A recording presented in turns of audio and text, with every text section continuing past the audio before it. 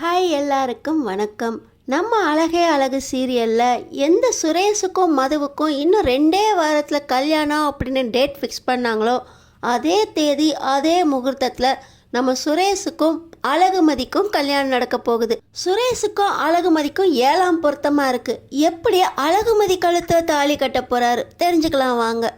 ஏன் சுரேஷ் ஒரே நேரத்தில் 2 விஷயத்தில் தோக்கக்கூடாது அப்படின்னு சொல்லி நிச்சயதார்த்தத்தை நல்லபடியாக நடத்தி வச்சாலும் வீட்டில் எல்லாத்துக்கும் காரணம் உங்கள் தங்கராஜ் மாமா தான். நீ இப்படியா இருந்த சுரேஷ் இப்படி அடிதடி கட்ட பஞ்சாயத்துன்னு உங்கள் மாமாவோட சேர்ந்து தான் மாறிட்டா அப்படின்னு நம்ம அழகுமலர் சொல்லிக்கிட்டு இருக்க.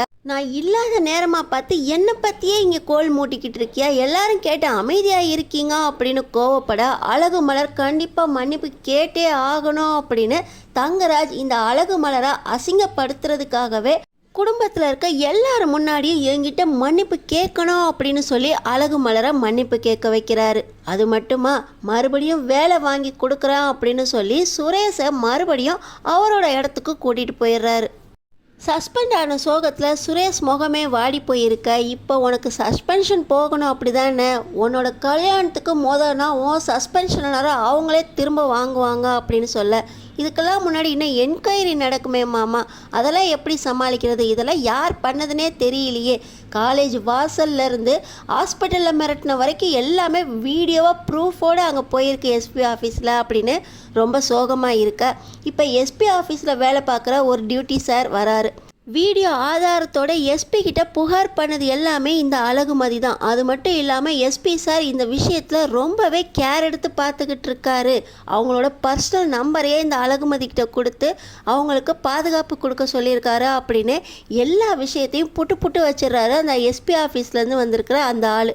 இப்போ நம்ம என்ன பண்ணுறது, அந்த பொண்ணை சும்மாவே விடக்கூடாது அப்படின்னு சுரேஷ் சொல்ல, இல்லை எஸ்பியே இதில் தனி கவனம் வச்சு இறங்கியிருக்காரு. இப்போ நம்ம இறங்கி அந்த பொண்ணை ஏதாவது செஞ்சோம்னா அதுக்கான காரணம் நம்ம தான் அப்படின்னு அவர் முழுசாக தெரிஞ்சு உன்னோட வேலையே கேன்சல் ஆயிரும். அதனால் நம்ம தலையிடக்கூடாது, இதை என்ன பண்ணணுமோ அதை நான் பண்ணிக்கிறேன் அப்படின்னு தங்கராஜ் என்ன பண்ணுறாரு, நம்ம அழகுமதியோட அப்பா ராமநாதனை தனியாக கூப்பிட்டு வச்சு, உங்களுக்கு இந்த வேலை நிலைக்கணும்னா உங்கள் பொண்ணு உங்களை கூட்டிக்கிட்டு ஊரை விட்டே கிளம்பி போகணும், இனிமேல் இந்த ஊரில் நீங்கள் தலையே காட்டக்கூடாது அப்படின்னு மிரட்டுறாரு.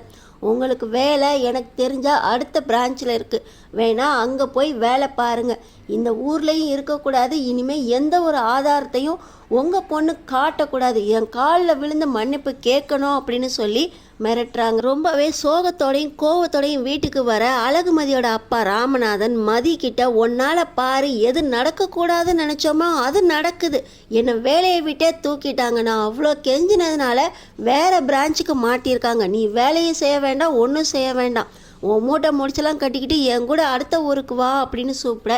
இப்போ பார்த்தீங்கன்னா அழகுமதி கொடுத்த கம்ப்ளைண்ட் என்ன பண்ணுறது, நம்மளோட ஸ்டூடெண்ட்ஸோட வாழ்க்கையை நம்மள்கிட்ட நம்பி தானே ஒப்படைச்சிருக்காங்க அப்படின்னு அழகுமதி அவங்க அப்பா கிட்ட போராடுறாங்க. இருந்தாலும் அவங்க அப்பா, உன்னோட தங்கச்சி வாழ்க்கை, இந்த வீடு, என்னோட வேலை எல்லாமே நிலைக்கணும் அப்படின்னா, நம்ம உயிரோட நிம்மதியாக வாழணும் அப்படின்னா நம்ம இந்த ஊரில் இருக்கக்கூடாது, இது தங்கராஜோட ஆர்டர், யார்கிட்டையும் சொல்லாமல் கொள்ளாமல் நீ அடுத்த ஊருக்கு வா, நீ வேலையை ரிசைன் பண்ணணுன்னு கூட அவசியம் இல்லை, அது போனால் போயிட்டு போகுது, டெம்ப்ரவரி வேலை தானே அப்படின்னு சொல்லி நைட்டோட நைட்டாக பேக் பண்ணிக்கிட்டு அவங்க அப்பா நம்ம அழகுமதியை கூட்டிகிட்டு அடுத்த ஊருக்கே போயிடுறாங்க.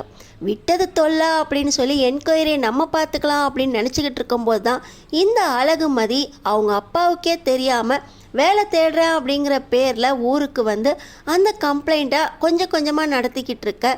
இந்த சுரேஷ் மேலே என்கொயரி ரொம்பவே ஸ்ட்ராங் ஆகுது. கல்யாண நாளும் நெருங்கிடுச்சு. கல்யாணத்தன்னைக்கு பார்த்திங்கன்னா இன்னும் வேலை கையில் வரலையே அப்படின்னு பொண்ணு வீட்டில் கல்யாணத்துக்கு ஒத்துக்க மாட்டேங்கிறாங்க.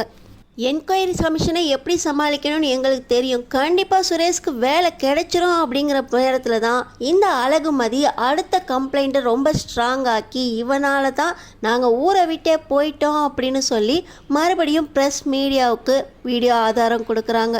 தங்கராஜ், உங்கள் மேலே இருக்க நம்பிக்கையில் மறுபடியும் சுரேஷ்க்கு எஸ்ஐ பொறுப்பு கிடைச்சிரும் அப்படிங்கிற நம்பிக்கையில் தான் என் பொண்ணை சுரேஷ்க்கு கல்யாணம் பண்ணிக்கிறதுக்கு நிச்சயம் பண்ணுறது வரைக்கும் ஒத்துக்கிட்டோம்.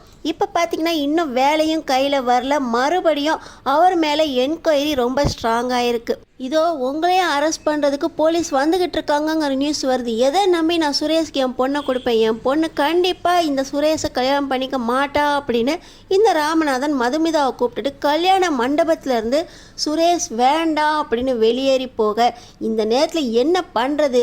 ஏன் சுரேஷ் தலை குனிஞ்சு நிற்கக்கூடாது, தோக்கக்கூடாது.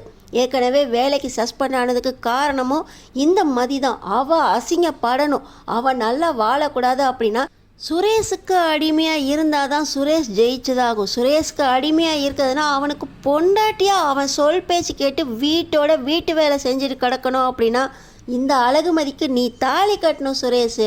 அவளை இப்பயே நான் இழுத்துட்டு வரேன், நீ அவள் கழுத்தில் தாலி கட்டு அப்படின்னு சொல்லி சுரேஷ் யார் மேலே பக்தியாக வச்சுருக்காரோ அவர் வாயிலேருந்து வர வார்த்தையை கேட்டு இந்த தங்கராஜாவோட வார்த்தைக்கு மதிப்பு கொடுத்து அழகுமதியை இழுத்துட்டு வந்து அவங்க கழுத்தில் சுரேஷ் தாலி கட்டுறாங்க.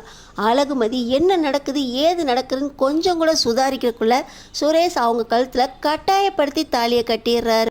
தாலி கட்டிட்டா நான் என்ன உனக்கு அடிமையா அப்படின்னு அழகுமதி தாலியை அறுக்க போக, இல்லைம்மா நீ தாலியை அறுக்கக்கூடாது, கல்யாணம் நடக்கணும்னு ஆயிடுச்சா அப்படின்னு சொல்லி அழகுமதியோட அப்பாவும் அம்மாவும் நீ இவனுக்கு தான் பொண்டாட்டியாக வாழணும் அப்படின்னு அழுது கெஞ்சி கேட்க, நான் பொண்டாட்டியாக இருக்கணும் அவ்வளோதானே, இவன் வாழ்க்கை எப்படி சந்தோஷமாக இருக்குதுன்னு நான் பார்க்குறேன், இனிமேல் உங்களுக்கும் எனக்கும் எந்த ஒரு சம்மந்தமும் இல்லை அப்படின்னு சொல்லி அவங்க அப்பா அம்மாவை விரட்டி விட்றா அழகுமதி.